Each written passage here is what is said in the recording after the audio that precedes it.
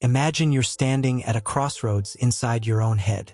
One path is lit, fast, confident. It yells the answer before the question is finished.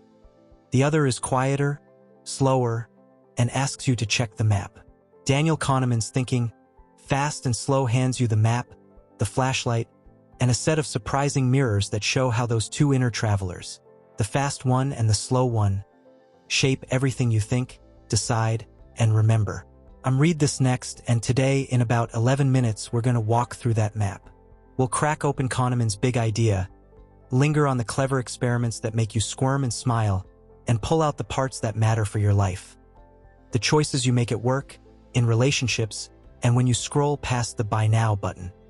No jargon, no lectures, just a warm, human conversation that helps you see your own thinking, sometimes embarrassing, often brilliant, with fresh curiosity. Why should you care? Because this book isn't an academic parlor trick. It's a set of lenses that explain why good people make bad bets, why experts can be confidently wrong, and how small nudges, wording, context, framing shape large outcomes. If you want to make smarter choices or design better systems, or simply understand why your gut sometimes betrays you, this is the manual. At its heart, thinking fast and slow is deceptively simple. Kahneman divides our mind into two systems. System 1 is fast, intuitive, automatic, emotional. It recognizes faces, completes phrases, jumps to conclusions. System 2 is slow, deliberative, effortful, logical. It solves math problems, fills out tax forms, resists impulses. Across hundreds of experiments, many run with his collaborator Amos Tversky and later work, Kahneman shows the interplay between these systems. System 1 offers impressions and feelings. System 2 endorses, rationalizes, or overrides. Most of the time, System 1 does the heavy lifting because it's efficient. But efficiency is not the same as accuracy. That's where biases creep in. The book unfolds in distinct parts. First, a tour of the cognitive machinery. Then, a catalog of predictable errors, heuristics like availability and representativeness, illusions of validity, overconfidence, loss aversion. And finally, a reflection on well-being and the difference between experienced happiness and remembered happiness. Each chapter is part lab report, part storytelling, and part practical wake-up call. You'll travel from blinking experiments about dots on a screen to real-world examples, stock markets, clinical judgment, legal decisions, and the through line is always the same. Human judgment is a mix of brilliance and systematic error. Kahneman doesn't shame us. He teaches us to be kinder to our mistakes and smarter about the environments that encourage them. Let's dig into the core themes and why they feel cooler now than ever. The architecture of the mind changes everything. Breaking thinking into System 1 and System 2 is more than a metaphor. It's a practical model. It explains why a clever headline can move millions. System 1 grabs and spreads it, while careful arguments fail to persuade without the right cues to activate System 2. In an age of fast media and dopamine-rich design, Kahneman's model helps explain viral behavior and misinformation spread. When the interface of our devices constantly favors speed, System 1 is in perpetual overtime. We are predictably irrational. This is not the messy, heroic notion of human irrationality. It's structural. Biases are not random errors, they are systematic. Loss aversion, the pain of losing, is stronger than the joy of gaining. Anchoring, a number mentioned first powers subsequent estimates. And the availability heuristic, we judge the frequency of events by how easily examples come to mind, are signatures of the mind's shortcuts. Recognizing the patterns means we can redesign situations in medicine, law, finance to reduce error. Confidence is not competence. One of the book's most unsettling lessons. People, professionals included, often have high confidence without reliable calibration. Kahneman shows how experts can produce consistent, plausible stories from thin data and yet be wrong more than they think.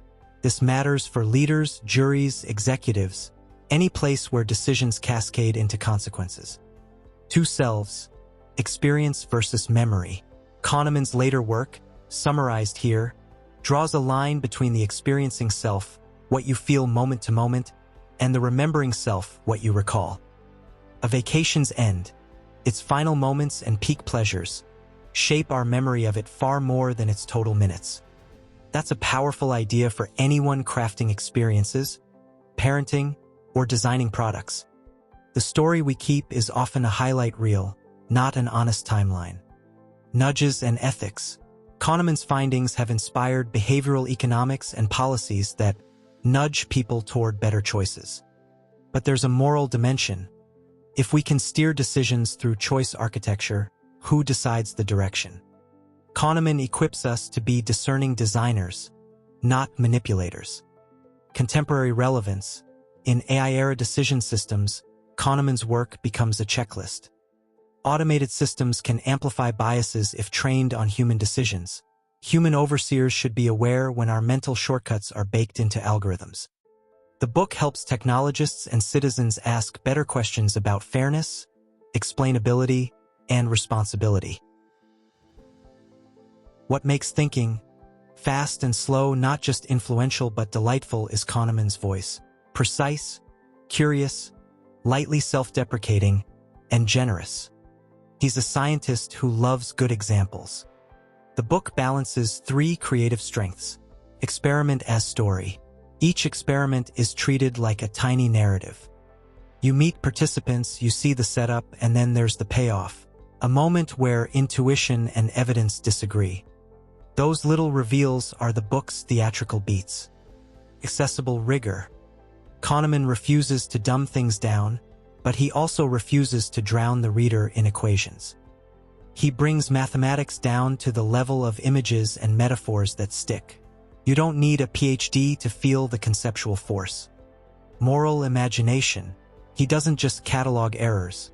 He asks what they mean for responsibility and society. That moral thread, care for the consequences of cognitive science, gives the book gravitas beyond curiosity. Kahneman isn't pithy for the sake of being cute. His prose has measured rhythms that suit a podcast voice, clear setups, short anecdotes, and then a slow reveal that lets the listener nod, groan, and learn. Here are a few short lines from the book to tuck in your mind. Nothing in life is as important as you think it is while you are thinking about it. We can be blind to the obvious, and we are also blind to our blindness. These lines aren't decorative. They're like tiny mirrors. The first reminds us how attention inflates importance. The second is a candid admission that ignorance is often invisible to the knower. Daniel Kahneman began as a psychologist, not an economist, but his collaboration with Amos Tversky in the 1960s and 70s, a partnership equal parts friendship and intellectual spark, rewired economics. The pair's joint experiments on judgment and decision-making created behavioral economics. After Tversky's untimely death in 1996, Kahneman continued developing the ideas that would win him the Nobel Prize in Economic Sciences in 2002, a prize awarded, notably, to a psychologist for reshaping economic thought. The book itself is a late-career masterpiece. Published in 2011, it distills decades of research into a single narrative. It's been read by policymakers, CEOs, product designers, and curious readers around the world.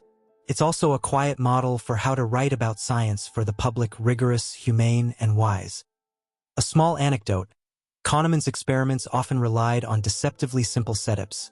For instance, asking subjects to solve a multiplication or to estimate numbers after being primed with unrelated anchors.